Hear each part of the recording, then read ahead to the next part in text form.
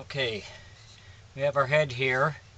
We went out and touched it up where we had to touch it up and then re-sanded it down. So we'll take a damp cloth to get all the get all the dust off of it.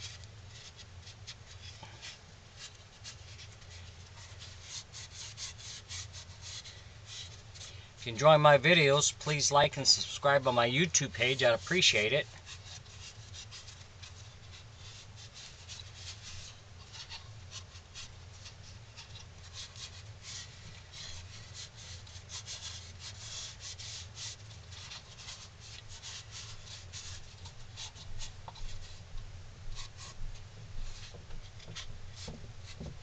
So we're just going to use a white face paint,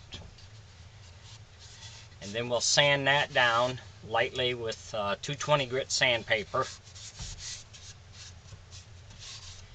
and then we'll repaint it white, and then if it looks okay after that, then we can start to add color.